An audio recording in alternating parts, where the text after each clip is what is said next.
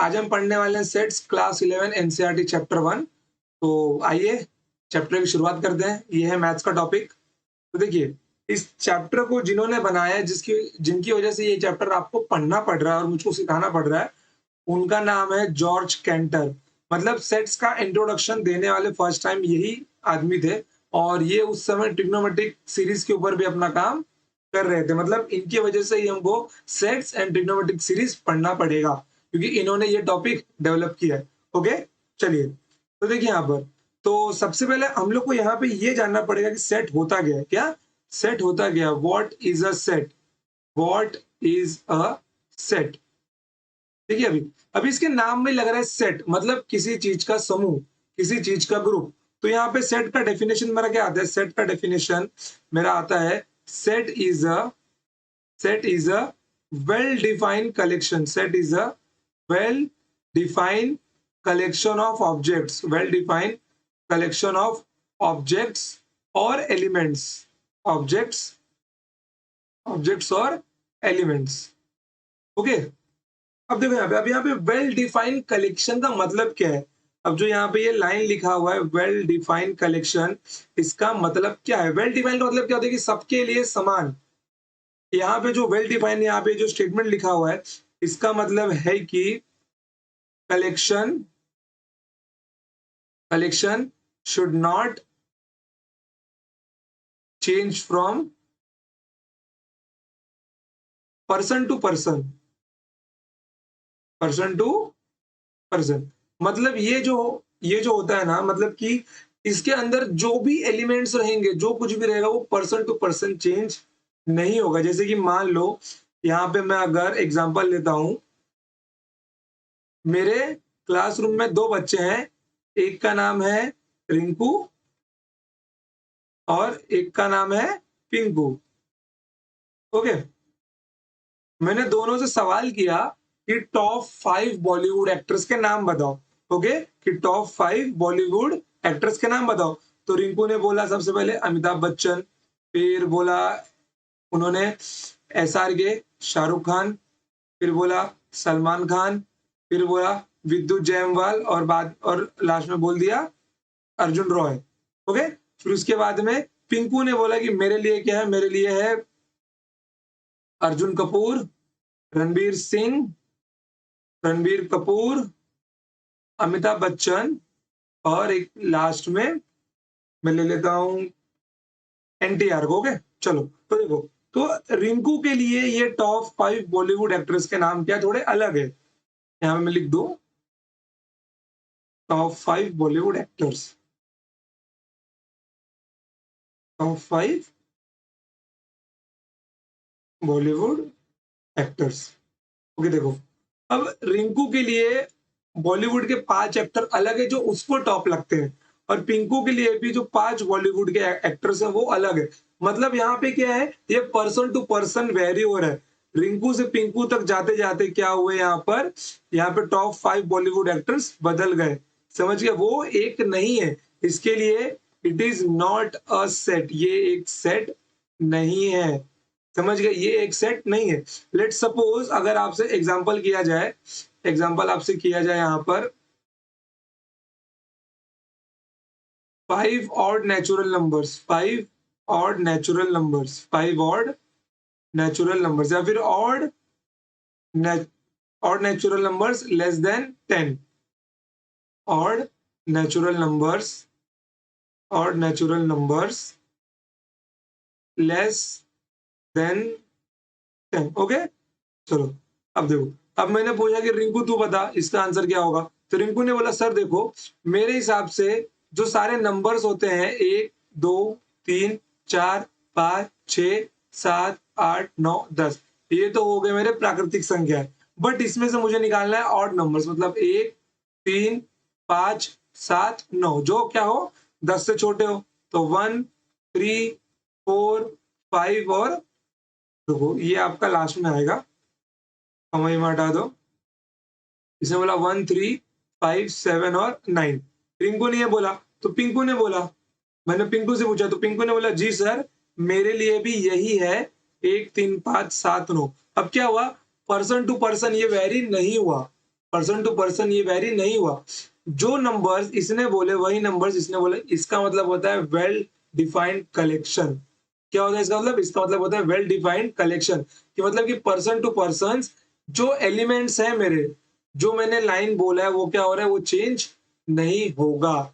Okay, चलो अब इसमें देखते हैं कि सेट को हम लोग रिप्रेजेंट कैसे कर सकते हैं। इसी एग्जांपल को लेते हैं।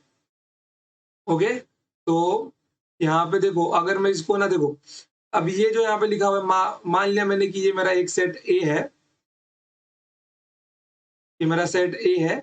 इसके अंदर मेरे क्या है, सारे के सारे ऑड नंबर है जो लेस देन 10 है, 1, 3, 5, 7 और 9। तो सेट्स के कितने टाइप होते हैं? सेट्स के कितने टाइप्स होते हैं? How many types of sets? How many types of sets? How many types of sets?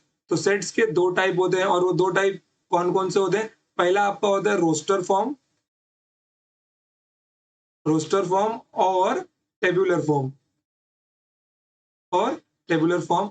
और एक दूसरा आपका होता है सेट बिल्डर फॉर्म। क्या होता है? Set builder form. क्या होता है? सेट बिल्डर फॉर्म होता है। ओके, और आई होप कि आपने ये टाइप तो अपने क्लास 9th में जरूर पढ़ा होगा कि रोस्टर फॉर्म और सेट बिल्डर फॉर्म क्या होता है, क्योंकि सेट्स का टॉपिक हमको स्कूल में ही था, छोटा सा था लेकिन था वहां पर। ओके, अब देखो, अब ये जो रोस्टर फॉर्म यहाँ पे लिखा हुआ है, अब ये रोस्टर फॉर्म और टेबुलर फॉर्म का मतलब क्या होता है? ये जो आपने यहाँ पे लिखा है ना, इसी को बोला जाता है टेबुलर फॉर्म। क्या बोलते हैं इसको? टेबुलर फॉर्म बोला जाता है। और सेट बिल्डर फॉर्म का मतलब होता है, सेट बिल्डर फॉर्म मतलब ये होता है आपका set builder form. Set builder form, अब देखो, सेट बिल्डर फॉर्म का मतलब क्या होता है? जिससे सेट बनाया जाए, जिससे सेट बनाया जाए, बिना सेट बिल्डर फॉर्म के, बिना किसी माध्यम के मैं सेट बना ही नहीं सकता। आप देखो, अगर मुझको ये लाइन नहीं दिया होता तो क्या मैं ये यहाँ पे लिख पाता? बिल्कुल भी नहीं। मतलब सेट, इसका मतलब क्या होता है? सेट बनाने वाला फॉर्म मतलब सेट बिल्डर फॉर्म। सेट को बिल्ड करने वाला फॉर्म क्या होता है मेरा? सेट बिल्डर फॉर्म होता है। क्या होता है मेरा? ये सेट बिल्डर फॉर्म होता है। अब देखते हैं कि मैं इसके अंदर आपको दिखाता हूँ कि कौन कौन से एग्जाम्पल किस टाइप में लिखे जाते हैं। इसको थोड़ा नीचे ले लूं मैं। देखो, जैसे कि मेरा पहला टाइप यहाँ पे होगा tabular form. Okay, roster form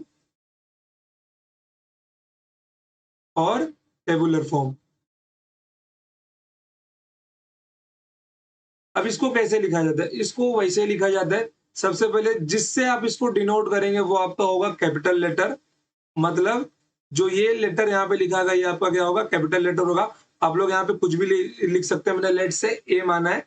okay, फिर इसके बाद में इक्वल्स टू आता है, और इसका जो भी एलिमेंट्स होता है वो करली ब्रेसेस के अंदर होता है। किसके अंदर होता है ये आपका करली ब्रेसेस के अंदर होता है। किसके अंदर होता है? ये करली ब्रेसेस के अंदर होता है। फिर उसके बाद जो इसके अंदर डेटा लिखा जाता है, जैसे यहाँ पे मैंने लिखा 1, 3, 5, 7 और 9, इनको कॉमा से सेपरेट किया जाता है। समझ गए? ऐसे आपका रोस्टर फॉर्म या फिर सेट बिल्डर फॉर्म लिखा जाता है। समझ गए? यहां तक कोई दिक्कत आपको नहीं है? बढ़ते हैं आगे, चलो। ओके, समझ गया इतना? चलो, तो अब इसके बाद क्या आता है? इसके बाद हमारा आता है सेट बिल्डर फॉर्म। वो देखते हैं हम लोग। देखो यहाँ पर सेट बिल्डर फॉर्म, अभी जो मैंने आपको दिखाया ये वाला फॉर्म, को दिखाता हूं मैं। सेट बिल्डर फॉर्म, अभी जो मैंने आपको दिखाया ये वाला जो फॉर्म यहाँ पे लिखा हुआ है, इसको मैंने क्या बोला? सेट बिल्डर फॉर्म बोला। ये तो हमने बोलने के लिए बोल दिया, बट रियल में जैसे इसको एक्सप्रेस किया जाता है प्रॉपर वे, एक स्टैंडर्ड वे जो जॉर्ज कैंटोर ने दिया है, इसके लिए उसको हमको फॉलो करना पड़ेगा, आइडियल वे। उसका क्या होता है? एक तो सबसे पहले हम लोग यहाँ पे एक कैपिटल लेटर लेते हैं। कोई भी एक कैपिटल लेटर आप अपने नाम के हिसाब से ले लो। मेरा नाम अंकुश है तो मैं अंकुश लेता हूँ। ओके, चलो, कैपिटल है तो कैपिटल लेटर, लेट से, फिर इक्वल्स टू, फिर यहाँ पे क्या आता है? करली ब्रेसेस आता है। फिर इसके अंदर क्या आता है? इसके अंदर आपका आता है लेट से कि एक्स एक कोई तो एलिमेंट है, एक्स एक कुछ तो एलिमेंट है जो इस सेट के अंदर है। एक्स एक कोई तो एलिमेंट है जो इस सेट के अंदर है, फिर यहाँ पे डबल डॉट आता है और यहाँ पे क्या बोला जाता है, जो मेरा x है, x is a odd natural number, x is a odd natural number less then 10, less than 10। ये मेरा हो गया एक सेट बिल्डर फॉर्म। अब अब देखो, अब अगर मुझको ये दिया जाता, अब अगर मुझको ये दिया जाता कि x इज, अब ये जो यहाँ पे x है ना, इसका मतलब क्या है कि इसका डेफिनेशन हमने यहाँ पे लिखा हुआ है, किसका, इसका डेफिनेशन हमने यहाँ पे लिखा हुआ है x का, कि x मेरा क्या है, x एक ऐसा एलिमेंट है, x is such a element, x is a odd natural number less then 10। तो उसके अंदर उसके एलिमेंट्स क्या क्या क्या क्या मिल जाएंगे, 1, 3, 5, 7 और 9। अब ये सबका लिखने का अपना अपना तरीका होता है, कोई अपने हिसाब से लिखता है और कोई अपने हिसाब से नहीं लिखता है। ओके, चलो, आई होप कि आपको इतना समझ में आ गया होगा। लेट सपोज मैं अगर आपको यहाँ पे एक सेट देता हूँ टेबुलर फॉर्म में, क्या लिखा हुआ है यहाँ पर, ए ई आई ओ यू, तो आप लोग इसको कैसे लिख पाओगे, यहाँ पर आप लोग इसको यहाँ पर कैसे लिख पाओगे, आप लोग सीधा ब्रैकेट में लिखोगे, इसके अंदर जो भी लिखा हुआ है क्या है, वो वॉवेल्स है, क्या है, vowels of English alphabets. Let suppose, अब यहाँ पे ना दो रूल आपके इंपॉर्टेंट आते हैं, जो आपके आते हैं अंडर टेबुलर फॉर्म के, इसके अंदर आते हैं, वो टेबुलर फॉर्म के अंदर आते हैं, टेबुलर फॉर्म में आते हैं। अब देखो, टेबुलर फॉर्म के अंदर जो भी दिया जाता है, एक तो आप उन, अब जो करली ब्रेसेस के अंदर जो भी एलिमेंट्स या मटेरियल्स होते हैं, उनको क्या बोलते हैं, उनको बोला जाता है elements of the set, elements of the sets बोलते हैं उनको, या फिर objects of the set, objects of the set, या फिर मेंबर्स ऑफ द सेट, या फिर मेंबर्स ऑफ द सेट। समझ गए? आपको इसमें से कोई भी लैंग्वेज दिया जा सकता है आपके क्वेश्चन पेपर के अंदर, जहां पे लिखा होगा elements of the set, object of the set and members of the set, तो आपको कंफ्यूज नहीं होना है वहां पे। ओके, चलो, तो देखो यहाँ पर, अब मैं यहाँ पे आपको अगर पूछ लू एग्जांपल देके कि vowels in English alphabet, in English alphabet, तो समझो यहाँ पे आप लोग मुझको सेट में क्या लिख के दोगे, आप लोग सेट में यहाँ पे लिख के दोगे मुझको ए ई आई ओ यू, और कोई एक बच्चा होगा जो लिख के देगा मुझको, sir A E I O U. Okay, A E I O U. अब देखो यहाँ पर, अब कभी भी जो सेट के अंदर आपका एलिमेंट्स लिखा जाता है, it is always in small case, मतलब वो हमेशा स्मॉल फॉर्म में आता है, स्मॉल लेटर्स में आता है, कैपिटल लेटर्स में नहीं आता। तो यहाँ पे नोट डाल के लिख लो एक पॉइंट्स कि elements in this set,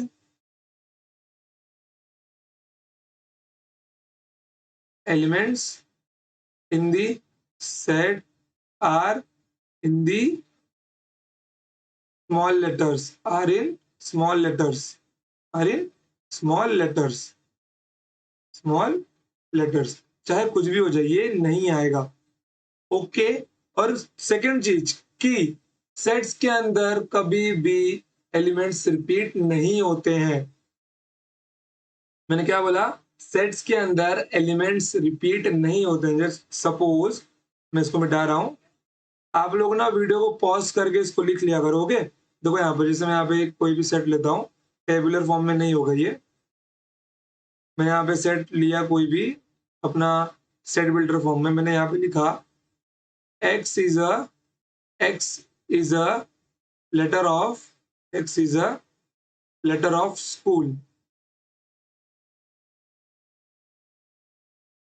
x is a letter of word, यहाँ पे वर्ड आएगा, x is a letter of word school।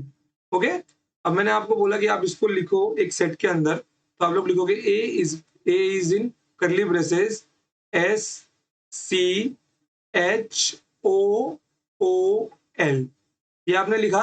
But इसके अंदर जो ये एक्स्ट्रा ओ दिया हुआ है, इसके अंदर जो ये एक्स्ट्रा ओ दिया हुआ है, ये नहीं आएगा। इसके अंदर जो ये एक्स्ट्रा ओ दिया हुआ है वो नहीं आएगा बिल्कुल भी। ओके, इसको यहां से निकालो। तो इसका मतलब क्या मिला आपको यहाँ पर? यहाँ पे सिर्फ मेरा क्या आएगा? यहाँ पे मेरा आएगा SCHOL। अब आपके मन में एक डाउट आया होगा, सर आपने तो बोला कि टेबुलर फॉर्म के अंदर कभी भी कैपिटल लेटर्स नहीं आता है बच्चा, लेकिन यहाँ पे तो हमारे को क्वेश्चन में ही कैपिटल लेटर दिया हुआ है ना। यहाँ पर हमको क्वेश्चन में ही कैपिटल लेटर दिया हुआ है। जब क्वेश्चन में कैपिटल लेटर दिया तो आप लोग इसको लिख सकते हो। लेट सपोज अगर आपको नहीं लिखना है तो आप लोग यहाँ पे और डाल के लिख दो A is equals to SCHOL। आप लोग ऐसा भी लिख सकते हो। ओके, कोई दिक्कत इसके अंदर आपको? कोई दिक्कत नहीं है। बढ़ते हैं आगे। चलो, लेट सपोज मैं अगर आपको यहाँ पे एक और एग्जांपल देता हूँ। रोस्ट, ये मेरा सेट बिल्डर फॉर्म में X is a letter of vowel. X is a letter of vowel of English alphabet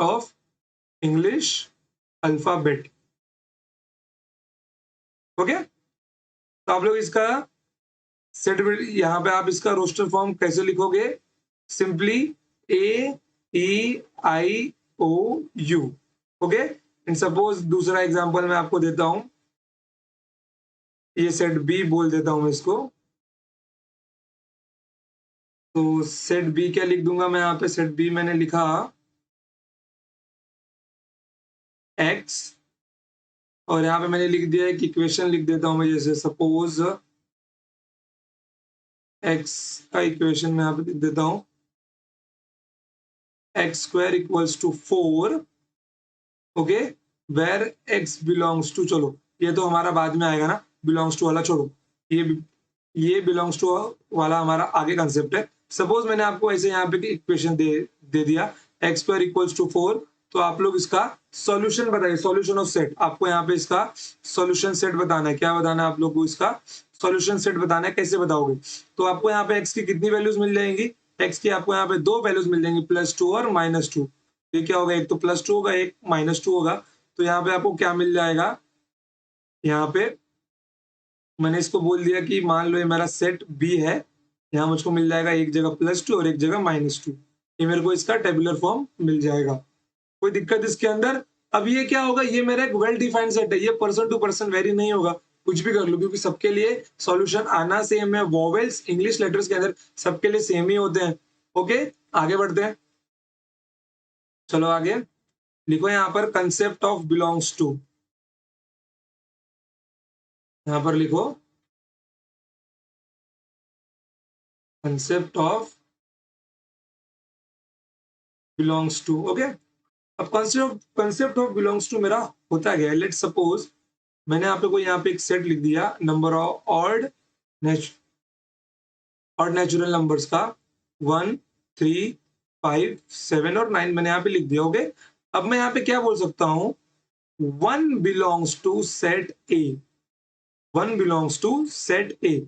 अब ये जो सिंबल यहाँ पे लिखा हुआ है, इसका मतलब होता है बिलोंग्स टू। इसका मतलब होता है बिलोंग्स टू। तो इसका लाइन में यहाँ पे क्या लिख सकता हूँ? 1 belongs to set A. And suppose मैं इसके नीचे लिख देता हूं, मैंने इसके नीचे लिखा 2 is not belongs to set A. 2 is not belongs to set A. Belongs to के ऊपर एक कट मारने का मतलब क्या होता है? Not belongs to. क्या होता है? Not belongs to. ओके, तो यहां पे मैं इसके नीचे क्या लिख दूंगा? 2 not belongs to set A. 2 not belongs to set A. Okay, कोई दिक्कत इसके अंदर नहीं है। चलो बढ़ते हैं आगे। आई होप कि आपको इतना समझ में आ गया होगा। आप लोग यहाँ पे और क्या भी लिख सकते हो कि 9 is belongs to set A, 3 is belongs to set A, 5 is belongs to set A. मतलब कुछ भी लिख सकते हो, सिर्फ इस सिंबल का मतलब समझना। अगर वो एलिमेंट आपके सेट के अंदर दिया हुआ है तो उसका मतलब क्या होगा? This element is belongs to that set. Okay, no problem. बढ़ते हैं आगे। चलो, अब आपको यहाँ पे लिखना है मैथमेटिकल सेट्स। क्या लिखना है? Mathematical sets.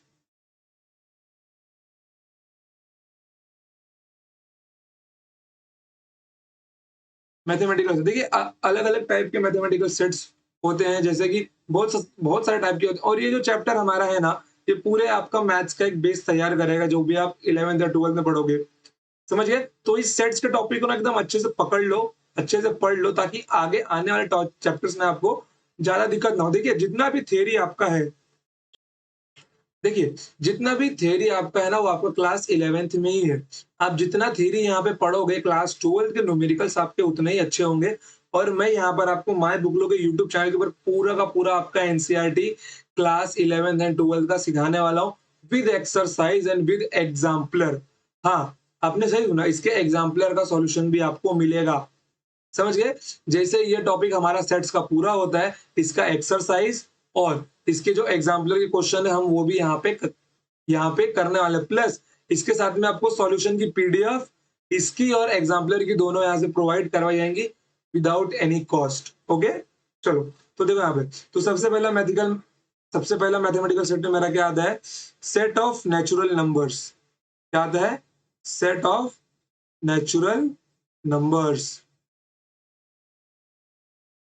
इसके पहले ना आपको कुछ बता देता हूं मैं, ताकि आप लोगों को याद रहे। देखो यहाँ पर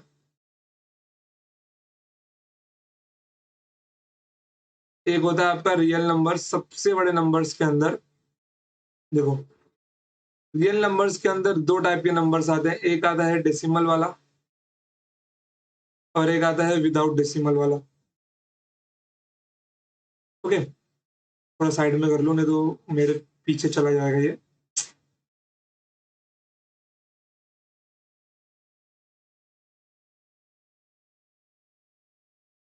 देखो अब विदाउट डेसिमल वाले में क्या आता है? विदाउट डेसिमल में हमें आता है आपका इंटीजर्स। क्या आता है इसके अंदर? आपका इंटीजर्स आता है। इंटीजर्स क्या होते हैं आपके? इंटीजर्स आपके होते हैं पॉजिटिव और नेगेटिव दोनों, जैसे -3, -2, -1। ओके, और हाँ, हमेशा जब भी आपका जैसे कोई अनलिमिटेड सीरीज, मैंने आपको बोल दिया कि n नेचुरल नंबर्स, तो अब 1 2 3 4, इसके आगे ना आप लोग केवल 3 डॉट ही लगाओगे।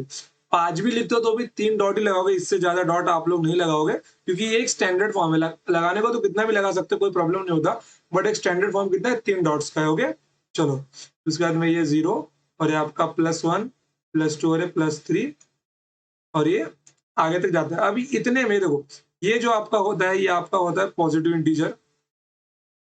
यहाँ पे क्या होता है? ये आपका होता है पॉजिटिव इंटीजर। ओके, और हर एक पॉजिटिव इंटीजर आपका रैशनल नंबर भी होता है। क्या होता है?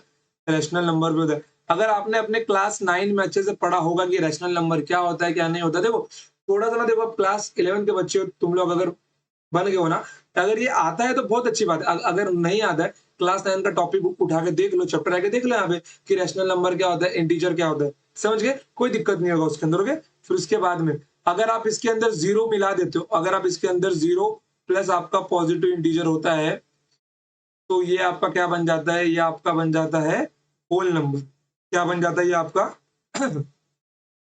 ये आपका बन जाता है होल नंबर, समझ गए? अब आते हैं डेसिमल वाले में। डेसिमल वाले में दो टाइप आते हैं, एक आता है रिपीटिंग और एक आता है रैशनल और एक आता है इरेशनल। ओके, एक आता है रैशनल और एक आता है इरेशनल। छोड़ो, ये तो बाद में आएगा, ये लिखो repeating, repeating and non repeating.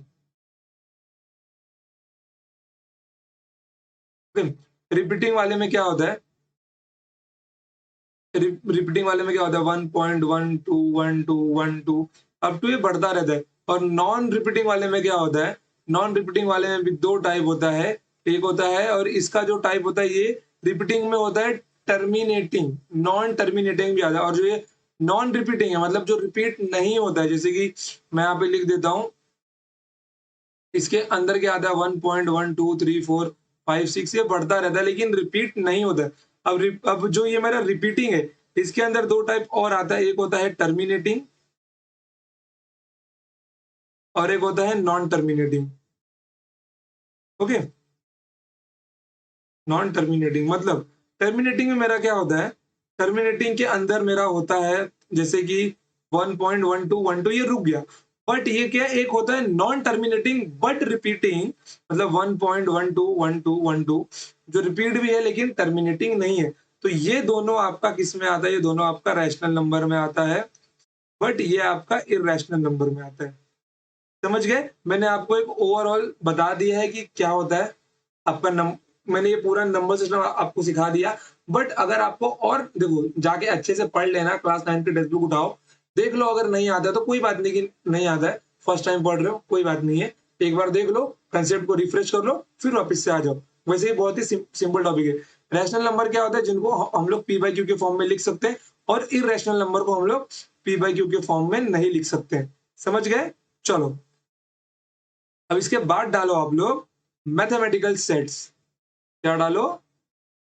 Mathematical sets. देखो, मैथमेटिकल सेट में सबसे पहले आपका क्या आता है, set of natural numbers. Set of natural numbers. Okay, तो इसको डिनोट किया जाता है कैपिटल एन से। किससे? कैपिटल एन से। अगर मैं यहाँ पे लिखता हूँ एन इक्वल्स टू, यहाँ पे क्या मिल जाएगा मुझको, 1 2 3 4 अप टू इन्फिनिटी तक। और ये आपका क्या होता है, ये आपका पॉजिटिव इंटीजर भी होता है। ओके, ये आपका पॉजिटिव इंटीजर भी होता है। चलो, अब जो दूसरा मेरा मैथमेटिकल सेट है वो मेरा आता है सेट ऑफ इंटीजर्स। क्या आता है? Set of integers. मतलब इसको हम लोग जेड से डिनोट करते हैं। किससे? जेड से डिनोट करते हैं, मतलब जेड इक्वल्स टू। अब इंटीजर्स तो मैंने आपको सिखाया है अभी, -3 -2 -1 0, यहाँ पे मेरा +1 +2 +3। ओके, ये प्लस का सिंबल मत लगाओ तो भी चल जाएगा, कोई बात नहीं है। 1 2 3। ओके, समझ गए आप लोग? Set of natural numbers and set of integers. अब ये जो मेरा है, इसको मैं पॉजिटिव इंटीजर्स मतलब जेड के ऊपर प्लस भी बोल सकता हूं। अगर मैं यहाँ पे लिखता हूँ कि set of positive integers, set of positive integers, set of positive integers.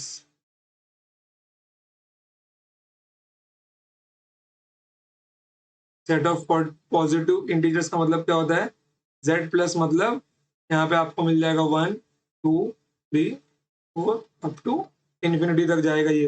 Okay, अब अगर मैं इसके बाद की बात करता हूं तो क्या होता है यहाँ पे, set of negative integers. Set of negative integers की जब बात होती है तो सेट ऑफ नेगेटिव इंटीजर्स, तो यहाँ पे उसके पावर में क्या क्या लग जाएगा, माइनस लग जाएगा, मतलब -3 -2 -1। समझ गए? अब अगर यहाँ पे आपसे बात किया जाए पांचवा, मैं यहाँ पे लिखता हूँ, let suppose set of rational numbers. Set of rational numbers, set of rational numbers,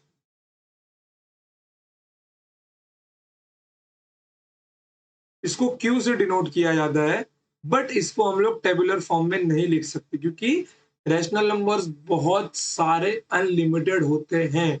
अगर इंटीजर की बात की जाए तो इंटीजर हमारा एक ऐसा नंबर होता है जो सिर्फ अपने आप में नंबर हो। 1.1 1.2 को इंटीजर नहीं बोला जाता, वो डेसिमल में आते। इंटीजर मतलब होता है एक पूरा नंबर, कोई भी एक नंबर। समझ गए? बट रैशनल नंबर क्या होता है, हम लोग किसी भी दो नंबर के बीच में रैशनल नंबर निकाल सकते हैं। जैसे मैं अगर बोलूं कि एक को 5 हिस्से में बांटा तो 1/5 1/5 1/5। ओके, तो रैशनल नंबर्स को टेबुलर फॉर्म में नहीं लिखा जा सकता बिल्कुल भी। ओके, और उसी के हिसाब से हमारा आता है set of irrational numbers.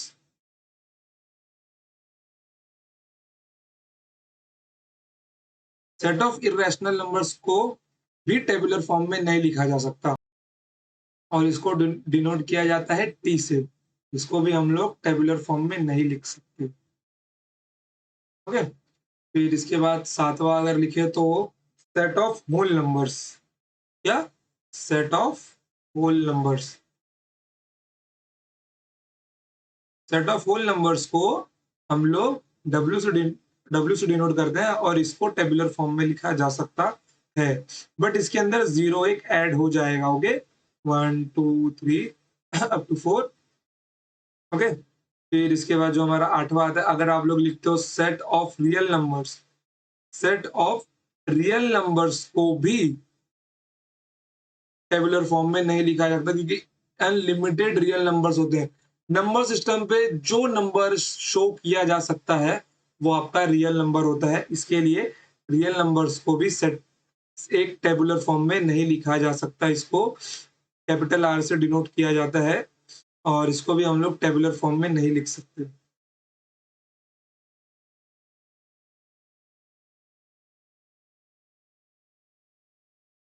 Okay.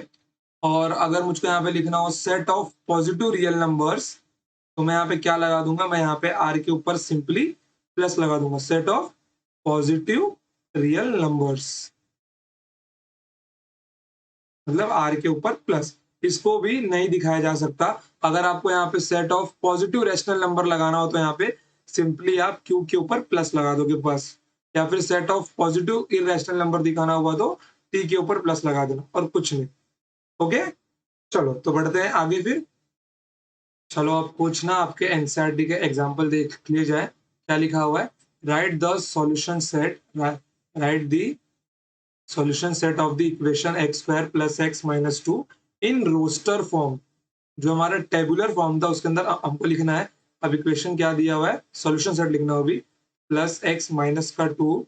तो एक काम करो, इसको फैक्टर निकाल लो, x square plus two x minus two बराबर जीरो।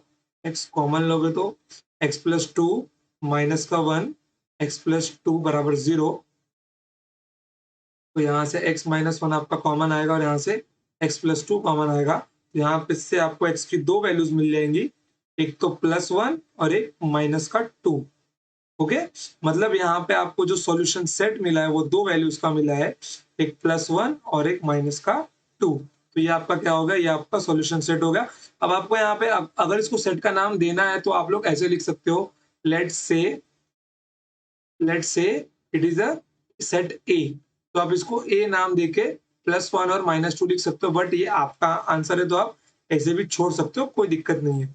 ओके, चलो तो सेकंड क्वेश्चन पे याद है क्या लिखा हुआ है, राइट द सेट। ये हम लोग को सेट बिल्डर फॉर्म में दिया हुआ है एक्स। अब यहाँ पे क्या, एक्स एक ऐसा एलिमेंट है, x is such a positive integer, x is such a positive integer where x square is less than 40। इसको हम लोग को रोस्टर फॉर्म में लिखना है, मतलब टेबुलर फॉर्म में लिखना है। तो यहाँ पे एक्स स्क्वायर, अब यहाँ पे क्या बोला, x is a positive integer, x is a positive integer where x square is less than 40। मतलब वन का क्या होता है, वन का स्क्वायर, वन का स्क्वायर वन होता है। ओके, टू का स्क्वायर टू होता है, टू का स्क्वायर फोर होता है, थ्री का स्क्वायर नाइन होता है, फोर का स्क्वायर 16 होता है, फाइव का स्क्वायर 25 होता है और सिक्स का स्क्वायर 36 होता है। बट सेवन का स्क्वायर 49 होता है। ये 40 से ज्यादा हो गया इसलिए ये नहीं आएगा। सिर्फ हमारा कहां तक आएगा, सिर्फ आएगा सिक्स तक। ओके, तो यहाँ पे देखो, मतलब मेरे कितने पॉजिटिव इंटीजर हैं जिनका स्क्वायर करने पे लेस देन 40 आता है, सिर्फ 6। कितने, सिर्फ 6 होते हैं। ओके, एंड लेट्स सपोज, अब देखो हर बच्चा अपने अपने फॉर्म में लिखता है। जैसे किसी को अगर लिखना होगा तो नेक्स्ट फॉर्म में दिखाऊंगा। जैसे सपोज अगर यहाँ पे मैंने मान लिया लेट सेट ए है, तो इसको अंदर मुझको क्या मिल जाएंगे, मेरे एलिमेंट्स 1 2 3 4 5 और ये मुझको मिल गया 6। समझ गए, ये मेरा क्या हो गया, ये मेरा हो गया टेबुलर फॉर्म और roster form. x is a positive integer where x square is less than 40।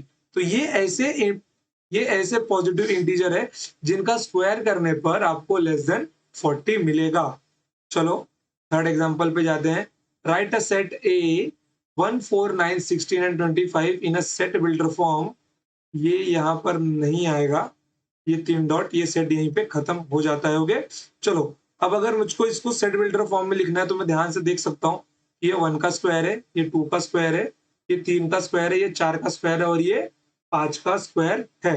Okay, तो मैंने यहाँ पे क्या लिखा, सेट ए दिया हुआ है, मैंने लिखा एक्स इज एन एलिमेंट।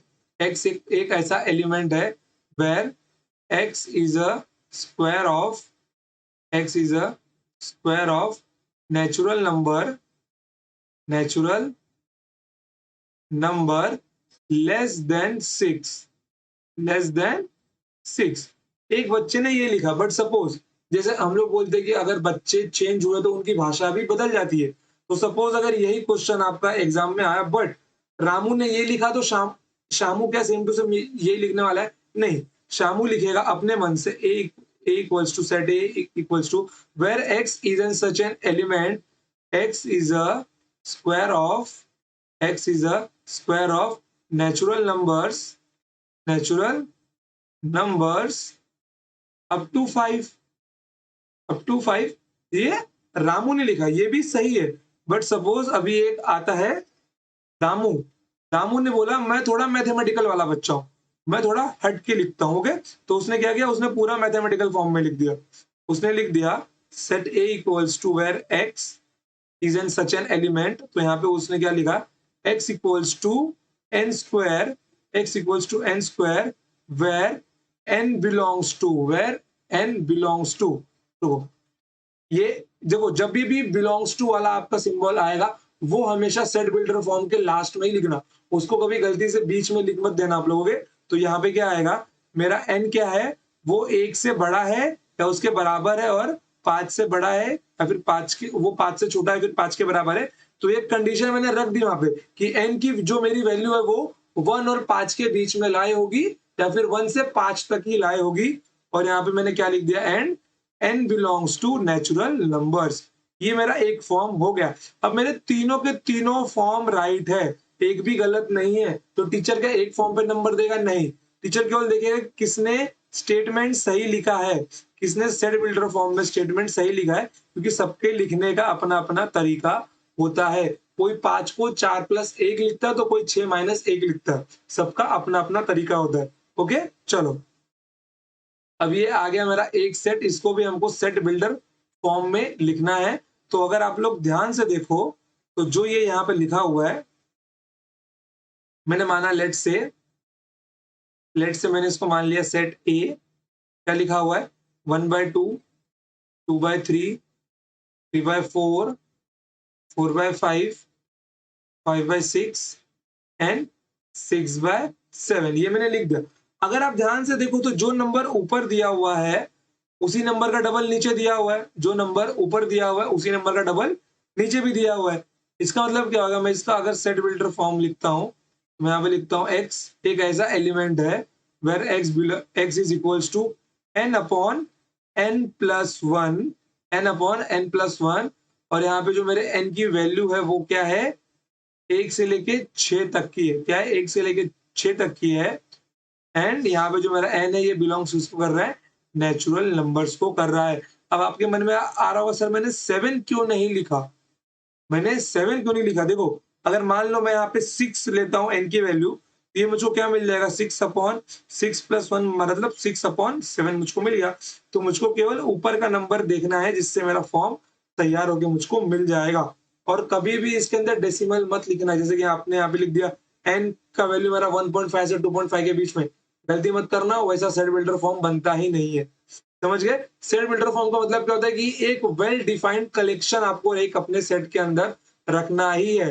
एक ऐसा आपको आपको वैसा कलेक्शन रखना ही नहीं है जो एक वेल डिफाइंड ना हो, जो पर्सन टू पर्सन चेंज हो। जो जो कलेक्शन, जो data person to person change नहीं होता, जो एलिमेंट चेंज नहीं होता है, वही आपका सेट के अंदर आता है। ओके, चलो तो एक लास्ट एग्जांपल बचा है आपका। देखो यहाँ पर, यहाँ पे आपको जोड़ी मिलान करनी है। क्या लिखा है आपको, प्रिंसल लिखा है, प्रिंसल। तो मैंने क्या बोला था आपको कि एक सेट के अंदर टेबुलर फॉर्म में, एक सेट के अंदर टेबुलर फॉर्म में एलिमेंट्स कभी भी रिपीट नहीं होते हैं। तो ये मेरा प्रिंसिपल से बना हुआ है। किससे बना हुआ है ये मेरा प्रिंसिपल से बना हुआ है। फिर उसके बाद में zero, x is an integer, यहाँ पे क्या लिखा हुआ, x+1 बराबर 1, मतलब x की वैल्यू क्या मिल जाएगी मुझको, यहाँ पे 0 मिल जाएगी, मतलब ये यहाँ पे जाएगा। ओके, फिर उसके बाद में यहाँ पे क्या है, यहाँ पे क्या लिखा हुआ है, x² is an integer and x² - 9 equals to 0, मतलब x² बराबर 9। तो x की वैल्यूज क्या मिल जाएगी मुझे, x इक्वल्स टू +-3, मतलब x की दो वैल्यूज मिल गई मुझे, -3n + 3। वैसे सेट के अंदर जो एलिमेंट्स होते हैं पहले छोटा फिर बड़ा लिखा जाता है, बट यहाँ पे ऑर्डर मैटर नहीं करता है सेट के अंदर। समझ गए? जैसे यहाँ पे पहले प्लस और पहले माइनस लिखा हुआ है, आप लोग इसको पहले माइनस और पहले प्लस भी लिख सकते हो। इसके अंदर ऑर्डर मैटर नहीं करता है। तो ये आपका कहाँ जाएगा? यहाँ पे जाएगा। तो आप लोग यहाँ पे एक पॉइंट डाल के लिख लो, in tabular form, in tabular form, in tabular form order is not important, order is not important for the elements, for the elements. आप लोग उसको किसी भी ऑर्डर में लिख सकते हो। मान लो जो यहाँ पे प्रिंसल लिखा हुआ है, यहाँ पे CAL पहले और PRIN बाद में लिख दे तो भी कोई फर्क नहीं पड़ता यहाँ पे। समझ गए? और बच गया आपका ये एक लास्ट वाला 1 2 3 6 9 18। अगर यहाँ पे देखे तो हमको मालूम है कि ये इसका आंसर यही है, x is a positive integer and x is a divisor of 18। मतलब ऐसी कितनी संख्याएं हैं जो 18 को डिवाइड कर सकती है? तो 1 2 3 4 डिवाइड नहीं करता है, 6 9 और खुद एक 18। तो ये कहाँ जाएगा? ये यहाँ पर जाएगा। समझ गए आप लोग? कोई दिक्कत इसके अंदर? ये हमारा एक्सरसाइज 1.1 का थ्योरी कंप्लीट हुआ। अब नेक्स्ट लेक्चर इसका रहेगा एक्सरसाइज का, जिसके अंदर हम लोग इसके अनसॉल्व प्रॉब्लम्स देखेंगे। ओके बच्चों, तो आज के लिए इतना है। तो मिलते हैं नेक्स्ट टाइम। तब तक के लिए टाटा बाय बाय, जय हिंद जय भारत।